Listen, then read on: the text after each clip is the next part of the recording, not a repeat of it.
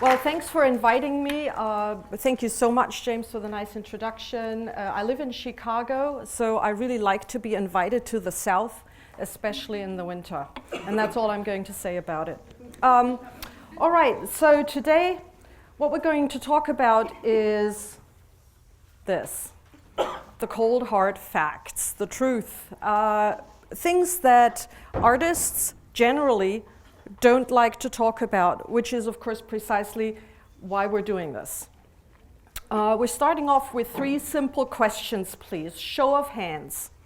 Who here in the audience has parents, friends, or well-meaning relatives? That's a very encouraging start to my presentation. Who here in the audience has parents, friends, or well-meaning relatives who have nothing to do with craft, art, design, any of that artsy-fartsy stuff? I thought so. All right, last question. Who here in the audience with parents, friends, well-meaning relatives has been told by those same people that trying to make it as an artist is like nailing Jello to a tree? Not surprising. My arm is up because my parents told me the same thing. It's as if being an artist is like their worst nightmare. Worse than getting a tattoo, because as we know, tattoos, that's reversible. But if you're a craft artist, that's like a life sentence. And I see you nodding, so I see some people who share my fate. But seriously, I mean, let's talk about this. Making it as an artist is like nailing Jello to a tree. Where's that coming from? I mean, is this just like a perpetuation of the myth of the poor artist? Do these people actually know what it is they're talking about? Where's this coming from?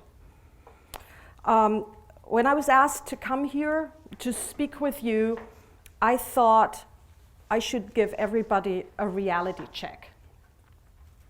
I should tell you a thing or two about what it really means to be an artist and to make it work.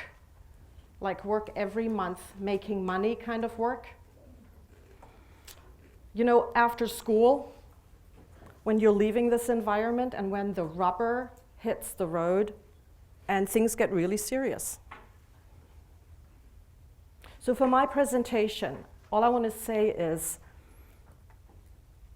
like with a lot of things in life, it'll get worse before it gets better, and my presentation is no different. So brace yourself. We're going to look at facts. So a really good source of facts is the Bureau of Labor Statistics.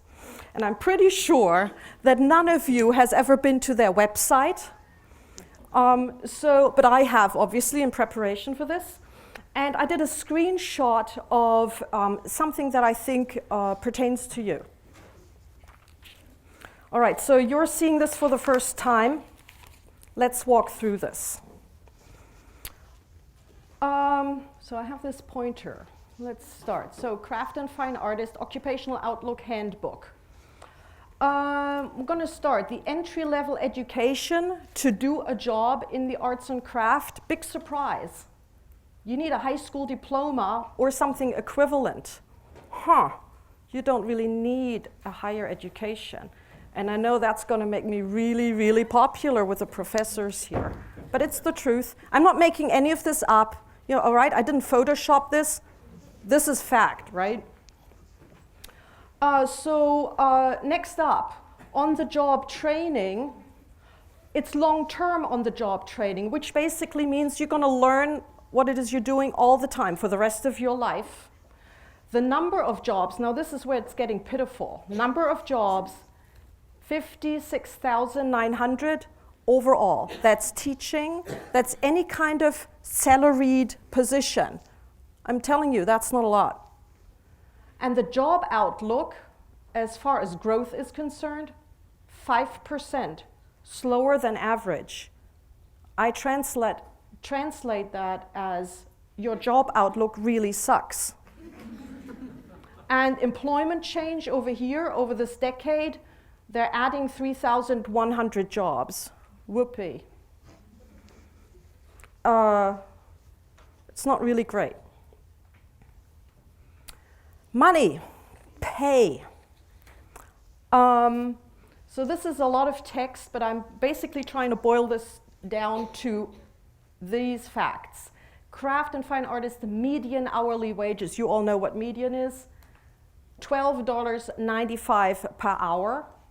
Do the math, per week, per month. It's pitiful, believe me. And then let's just read this one here. Earnings for self-employed artists vary widely. I know this is a presentation, no, but I'm doing it anyway. Some charge only a nominal fee while they gain experience and build a reputation for their work.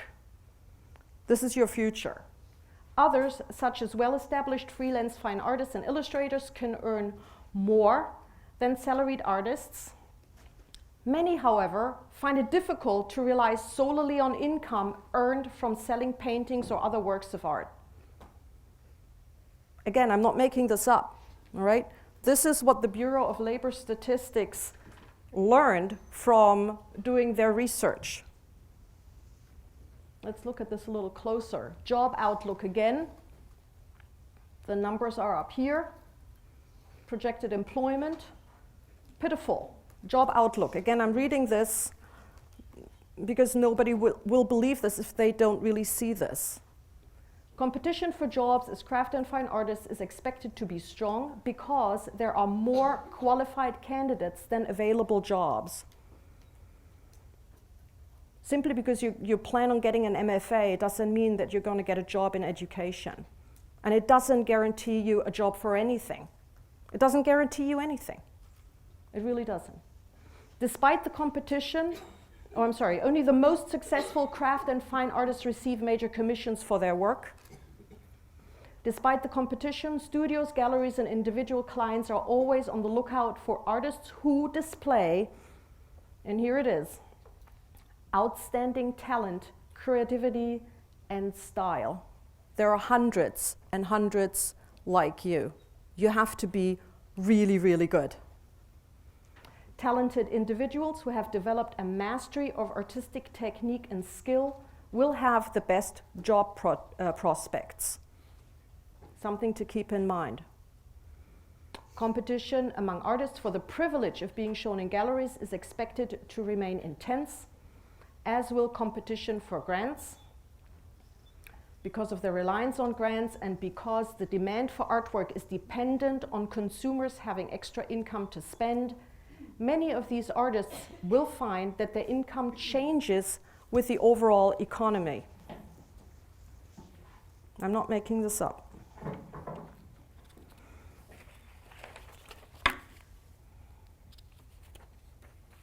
All right, so in light of this somewhat disheartening information, let me ask you, how do you think you're going to make it work? What's the plan? How in a few years down the road will you go from an academic environment into the real world? How will you make money every month? Here's the thing. While the Department of Labor Statistics certainly has its facts straight and they give you a lot of numbers, there are some factors that they cannot tell us about because there are some factors that cannot be measured, and that'll work in our favor. So this is where the good part starts. There are two critical aspects in any success stories. And once I'm going to tell you what they are, you're going to go like, oh yeah, I knew that. So here's the secret to success. You basically have to develop two traits. I like that one. I thought it was really kind of telling that story. You have to develop passion and motivation.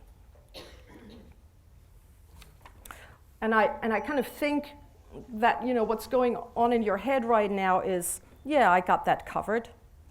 I'm passionate about my work, and my motivation obviously is that I need to make money. Sorry, you have that all wrong. Ask yourself this. Are you so focused on your work that there's nothing more important in your life than doing it. That if you had to go just one day without making your work, that you would be miserable beyond belief. That's passion. And I also don't believe you for 1 minute when you tell me that your motivation is to make money. Sorry. If that were the case, if your motivation was to make money, you wouldn't all be sitting here. We'd all be in investment banking and make some real money. And I'm telling you, those guys are motivated.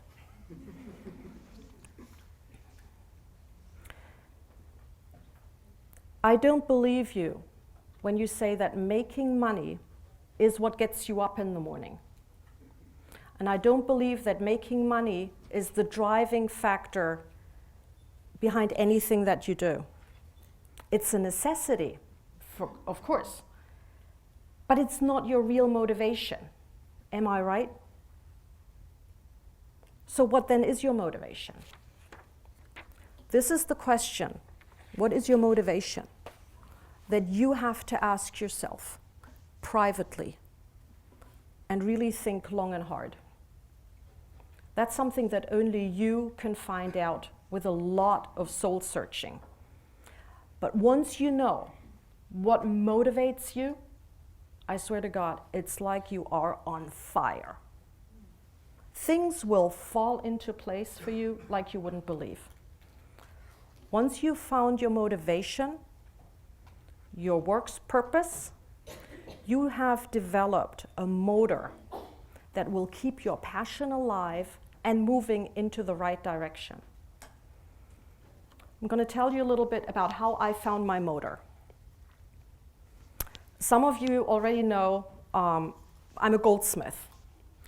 Back in the days when dinosaurs roamed the earth, yeah, I know, I apprenticed with a master goldsmith in my home country, Germany. So for those unfamiliar with the term, an apprenticeship means that you basically enslave yourself to a master in a trade for 3 to 4 years, which is the most common, most traditional way to learn a trade in Europe. I mean, you know, we have art schools too, but this is basically what you have to do, enslave yourself for a long time. And you can be an apprentice to a ceramicist, to a goldsmith, a silversmith, a weaver, a furniture maker, you know, all the trades, a plumber, you know, those are all apprenticeships. And only mastercraft practitioners can take on apprentices if they want to, which is an entirely different story. So I had old world training. The focus was on precious metals, gemstones, pearls, precision, skill, and again, precision. If my master didn't like what I did, she would threaten to take a hammer to my work. And you do it again. And you do it again. I swear to God, after the second time of doing it again, you were in no mood to do this again, right? You did it right the first time. Tough love. And you think you have it tough here? Oh my. So my training certainly gave me a sincere appreciation for skill and the handmade. And I could have certainly, you know, gone on doing this forever and ever and ever and, you know, would have been quite happy. And that would have been the end of the story, but it isn't. If you're expecting a heady explanation about why I started Craft House, I'm sorry, I have to disappoint you. It was actually all very, very simple. So we're scrolling forward a few years, it's 2008. I was in a situation in which you will find yourself too at some point, right after school. I was not in a school environment. I was not affiliated with a guild. I was not affiliated with a gallery. I didn't know anybody. You know, we had just moved the 4th time in 6 years because of my husband's job. I was sick of it. I didn't know anybody. I was completely isolated. I was really sitting in the basement of my house in this tiny room, you know, doing my stuff. my main entertainment and source of communication was listening to the radio, beyond pitiful. So I was listening to NPR, all right, so I'm this nerd, okay? And I was listening to the Diane Rehm talk show in 2008, and that was really the time when Facebook, kind of really came into being. It became this big kind of mainstream thing. And they were talking about social networks on that radio show, and they had a wonderful guest there, and the guest said, you know what, nowadays really anybody can form a social network around a topic that they're interested in and kind of, make this thing grow. And I thought, oh, this is kind of cool. I don't know anybody, I'll do this. Maybe I'll just meet a few people who like what I like, craft. So this is why I started it, really very selfishly. It was just for me. I had no intention for anything. It was just, okay, I'll just do this. So I did. But very quickly, this morphed into something entirely different. So this is a screenshot that I took last week.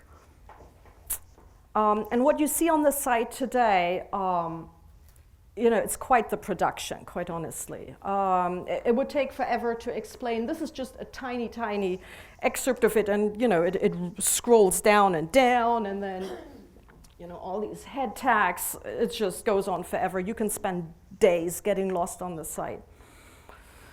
So I started it in 2008. The site grew very quickly. After a year, I had 1,000 members. After 2 years, we had reached 1,600, and ever since we've been steady at about 2,000 off and on. Some come on, some fall off, how it is. It's all been growing organically. I never asked anybody to join, completely word of mouth. I never did any kind of advertising. And it's really important to me, and I think to everybody who is a member on this website, that we are a community of artists foremost. I mean, this is really a site for us, right? There are no ads on the site, and it's really not about selling anything to anyone. This is just us getting together, talking shop, right? And everybody kind of, there's a base understanding, and you don't have to start back at Adam and Eve of why you're doing things. I mean, we're way beyond that. So the whole purpose of the site is that the focus is firmly on the work that we do. So as I said, this thing kind of grew and grew and grew, and after a year I had 1,000 people, that I had to provide content for. But also after that 1 year, with that success, something completely unexpected happened. The software provider said, oh, now you're successful, this is really great. Well, guess what? The software is no longer free for you to use. Because we're going to charge you money for it. And we're going to charge you money every month. And you have to pay, or else. Really blackmail, really. This moment was for me what for you will be the moment when you step out of this school. If you haven't found out by that time what it is that really motivates you, you're gonna have to make up your mind pretty quickly. Because knowing what motivates you will change the course of your work life forever. Chances are that just like for me, learning about what your motivation is something that you didn't plan for and that you didn't expect. But I would like for you to be open to the possibilities that present themselves to you the moment you step out of the academic environment. Well, I decided to pay up. I liked Craft House too much to leave it behind. I was really hooked. However, paying up every month for the fun 1,000 people were having at my expense isn't really a sustainable business model. I mean, even I could see that. So now I had to come up with a way to pay for my network. I had to start thinking about Craft House not as a hobby or kind of, like a thing that I was doing on the side, but I had to think about it as a business. And I did.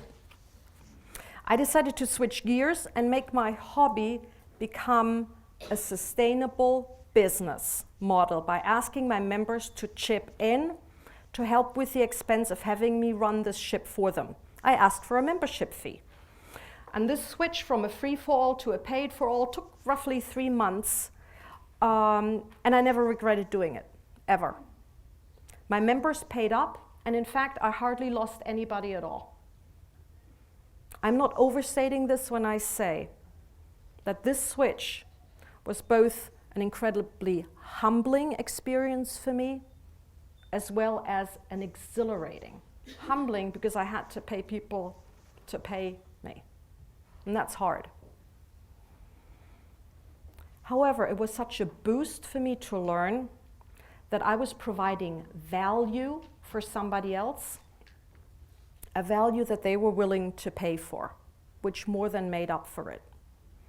I was forced by an outside event to make a decision that could have ended the fun for everybody, but instead, I saw that I had a real opportunity in front of me, an opportunity for growth. It wasn't what I thought I would do, but I welcomed the opportunity and I fully embraced it. I decided right then and there that I would go for it. 100%, 110%, if that's possible. My goal from now on would be totally single-minded. I would create the social network of my dreams. I would make everything happen on that website that I would like to see happen in a social network. My network would not just be for one craft medium, but for all of them. I would aim to provide a distinctively different networking experience. I wanted something that's real and truthful and honest. I wanted a place that did not have any kind of advertising and that was not about selling. I wanted a place that I could be proud of and make money running it. Craft House had become my thing. I had found my motivation, my passion, my purpose, my motor, which I was now able to define. And I hope you noticed that my motivation, my passion, my motor has nothing to do with money or making money. What came next after I made that decision, I couldn't have dreamed up. The website grew despite people having to pay for it, which was, of course, my big fear. Asking for money also, solved my financial problem quite nicely because I was able to cover it all through membership fees. But with my newfound value-added motor driving me, new ideas came to me as easy as pie. All of a sudden, this was clear. I was thinking about how can I add value to this membership experience? What is it that these guys want? So I started scholarships. I gave some of that money that I was making through the website back to my members. I was providing them with opportunities that I didn't have when I went through my apprenticeship. So I give 2 scholarships on Craft House. One is in the spring where I have people kind of basically apply and say, hey, I want to go to this conference and this is why it interests me. And then I just pick someone, who I think is the coolest idea and we'll just go for it. And I give him some money. And then the other scholarship is the project grant, which we do every fall, is where I ask people, hey, do you have a crazy idea, like a project that you've always wanted to do that is, doesn't quite fit in with what you usually do and you just need a little push, little kick, to get it on the road? And then I let the members decide on the project that they like best and that they want to see supported. Love it. Without the value-added motor, I never thought I had philanthropy in me. I'm about as tight-fisted with money as you can imagine. This gives me the greatest pleasure. Today I have about 5 unique scholarships on Craft House. Other organizations have kind of, jumped on the bandwagon, and they now pick some of my members and give them, NCICA, for instance, every year they pick one of my ceramic people and give them a full ride to the NCICA conference. The Society of North American Goldsmiths kind of does the same thing. They pick a metalsmith and give them a full ride to their, what it is that they're doing. And so it's really working. It's really working out quite nicely. Talk about finding your motor and being on fire. But things didn't end there. And this is the story of how a book came about. I see many remarkable images every day as they cross my desk. And I started to notice images that were kind of just slightly off. Funny, the usual exaggerated sizes, funny juxtapositions, stuff in red, big, small, the usual thing. Exaggerations, weird expressions. I'm just drawn to that stuff. And I began to collect these images on my computer, just for myself. But it grew into a really big folder. I had hundreds of images. I also looked around for some background material on the topic of humor in craft. I was looking for books, any kind of texts, so that I could get information and kind of, get a better idea of what it is that I was actually looking at. Only there was absolutely nothing on the market. Nothing. I mean, you're sure, you can get a book about humor in the pulpit, and that kind of stuff. But nothing about humor in craft, nothing. Could it really be that nobody had yet, written anything about the topic? And why not? Who doesn't like fun and humor? This is such a great topic. Oh, can you see this? I'm sorry. This is a stained glass window. I'm sorry for the poor image quality. It must have to do something with the conversion. I created this on a Mac and had to put it into a PowerPoint, so I'm sorry. So this is actually a stained glass window by Joseph Cavalieri, and these are the Simpsons. And it's really, you just use your imagination, your creativity, kind of blue-green tones, the window, and they're hanging on a cross.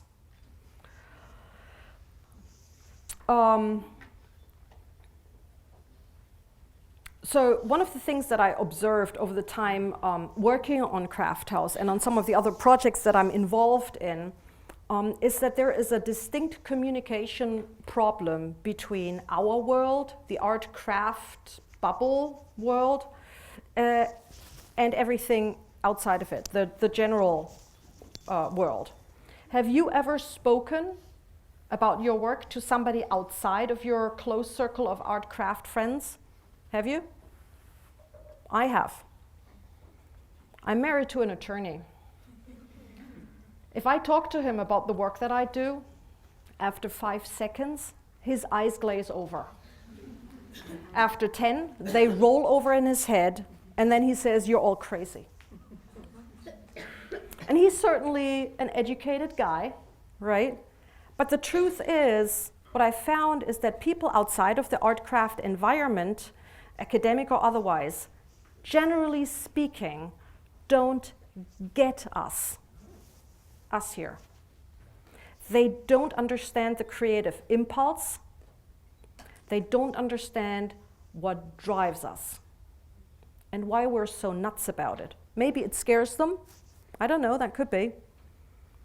But if you're not a creative person yourself, it seems to be hard to imagine how we're thinking and what makes us creatives tick. Oh, this is better. Handmade goods will always appeal to those who have an understanding of what it really means to create an object by hand. And those are the people who cherish the idea of the unique and the precious and the quirky. The issue is that the appreciative audience for craft and art is dwindling because of age, certainly, but also in large part because we, you the students, us the makers, the educators, and the craft organizers have done a terrible job for decades of letting the outside world in on why craft and art matter. If we were all better at talking about craft in a way that made sense to a wider segment of the population, we would all be in a much, much better place. Take a look, at instance, at some of the artist statements that you've seen and read. Let's be honest. Isn't some of it the worst gibberish you've ever heard in your life? And if you guys don't get this, how are the others supposed to understand a word of it? I suggest that we craft artists work on forging new connections with our audience in a way that's meaningful to them. And this is my appeal to you, to the young makers, to the future of craft and art. Forge ways to better communicate with the outside world. Think about how your work can make a difference. I thought the humor in craft idea was a good one because humor is a topic that everybody gets, right? Everybody likes fun. I'm hoping that it can be a baby step into the right direction, that it can open a door towards having people gain better understanding of our work. I hope that my book provides value in that regard. And that's why I wrote the book. My motivation was to add value. And of course, my motto was that I had a legal contract and I had to get this baby on the road within a year.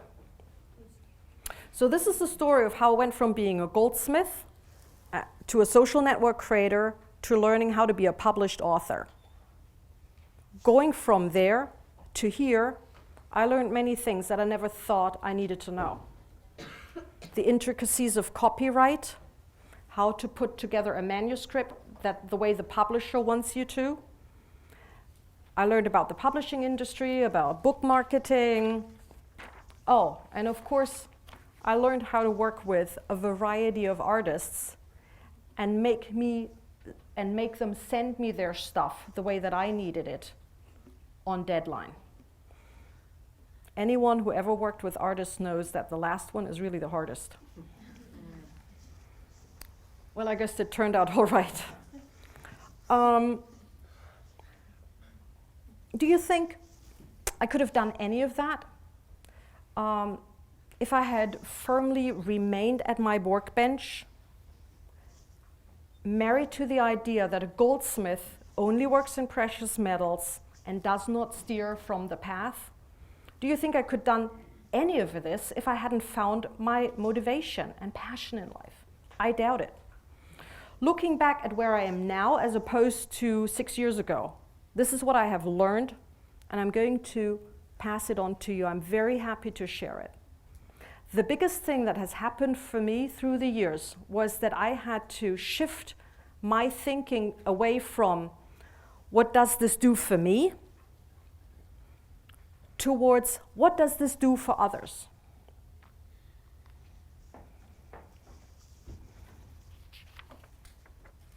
As artists, you will end up working mostly alone. Your focus is usually directed inwards at yourselves. But when you step outside of the school environment, that particular inward focus and what matters to you does not serve you well at all.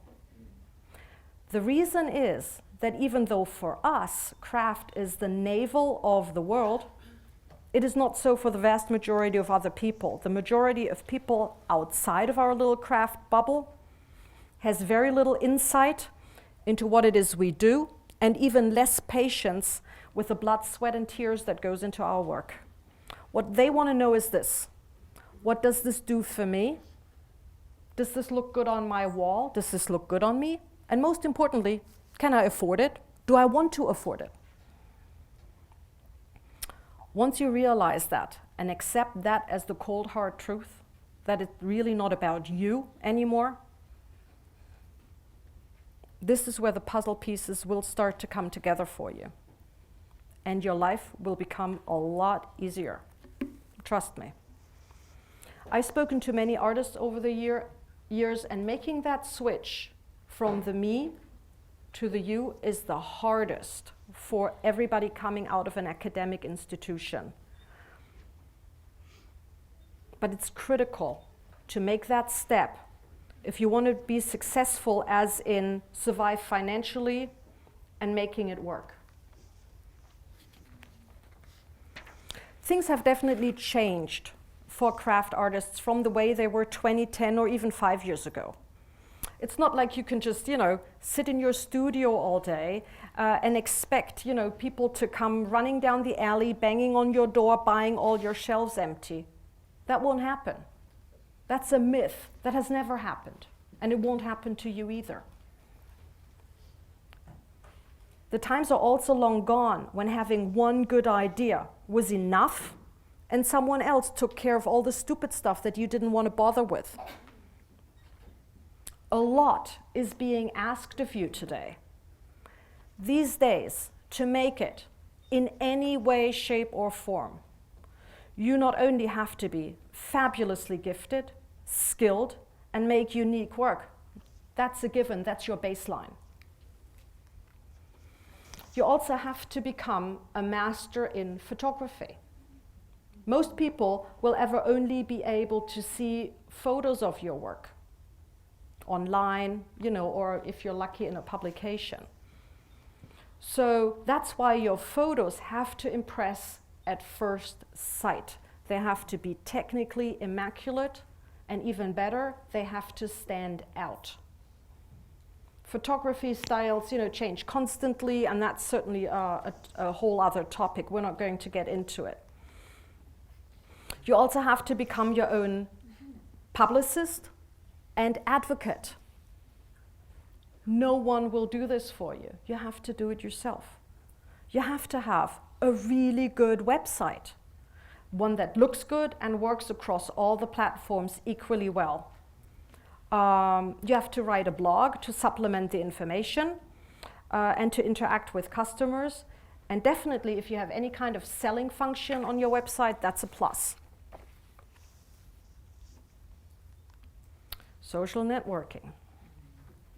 You have to be a social networking person. There's no way getting around it. And I'm not just saying that because I happen to run Craft House. That would be, a really cheap way of appealing to you.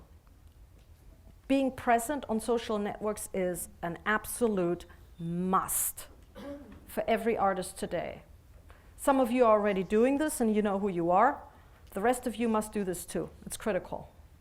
The complaint I hear most often about this is, but it takes so much time out of your day. It's true, it does take some time, but that depends on how you do it. All right? Being on social networks doesn't mean goofing off on Facebook all day, right? You can certainly have some fun with this, but you need to consider that what you put out there is there forever, and it shapes people's opinion of you. Does the world really need to know that your dog just barfed on the carpet? Or should the world know about that awesome work that you're making and how it benefits the world at large? I'm exaggerating, but you get my drift. So the best way to rein this in is to have a social media plan. You don't have to be on all of these. Just, pick some, like 2 or 3 if you want to, but stay with them and be consistent. If you plan on being on social networks, set yourself a timer, 30 minutes per day, and then you stop, step back, and let that whole thing do its thing by itself. There's no need to hang around on these websites forever. It's wasting your time. Time better spent in the studio making stuff. I'll answer questions when I'm done. Is that all right? Thank you. If you can be disciplined about it, you can make it work. Lastly, you have to start stepping up your accounting habits. And yes, you have to become knowledgeable about your legal rights and laws as they pertain to you. Ignore the law, and you will find yourself in big trouble before you can count to 3. And it really sounds much more intimidating than it really is. Learn about how to set up a business. You can look all that stuff up online.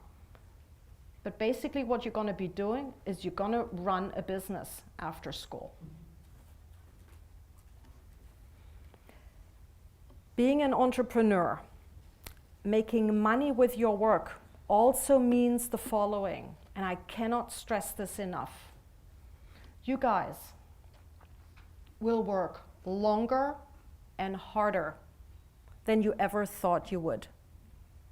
Forget about knocking off at 5 on a Friday. Forget weekends, vacations, holiday. That stuff doesn't exist for you anymore. You will work all the time. All the time. And that's the reality. If it's not on your craft, on your work itself, you will photograph your work, you will schmooze with a customer, if you get lucky, you will sit over your accounting records, or you will think of innovative new things that you want to make and how you will bring them into the world. If you're lucky enough that someone stumbles over you and actually considers you for a project, that's when you step up. Someone emails you, you respond promptly and courteously within 24 hours, 48 maximum. Everything else completely unacceptable. Someone needs something at 10 o'clock at night, Friday evening, and you can supply it, hell yes, you will. No problem, because now everybody is your customer, everybody. The cleaning lady, the person who just walks down the street, everybody is a potential customer, and that's how you're going to think about it. It's not about you anymore, it's about the other person.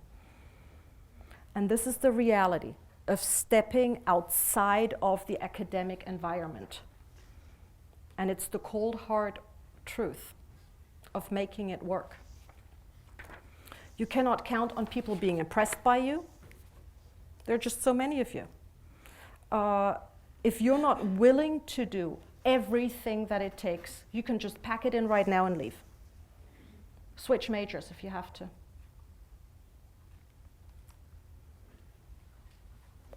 Some of you will say, well, this is not what I signed up for. I'm an artist. I just want to make my work and I want to be happy with it. What's wrong with it? There's nothing wrong with it, I understand. But here's what I would like you to consider. Contrary to the past, these days, you have an incredible opportunity to take your success or your failure into your own hand. There are no more middlemen doing anything for you or holding you back. It's all on you. You will have more control over your message and your destiny than any artist generation ever before you. I wish I could tell you that most of the things I did in my professional life happened because of a big master plan on my part. That I followed this straight, logical road from A to Z and never veered off. Only, as you heard, that's not what happened. However, I am working 100% creatively every day. I'm just doing different things, okay? I don't hammer metal every single day. I wished I could, I just don't have the time. But I'm still working creatively. I had to learn a great deal of things I never hoped I needed to learn. But now I have a very clear idea of what my motivation is, and I earn an income from my work. And my message to you is this: you will make it work outside of the academic environment if you stay true to yourself, if you work very, very hard, if you trust your guts, and if you take opportunities as they present themselves to you. Be open to the possibilities that are out there. Find out what motivates you, and then go for it with all that you have. That's how you change the labor statistics in your favor. It's the only way.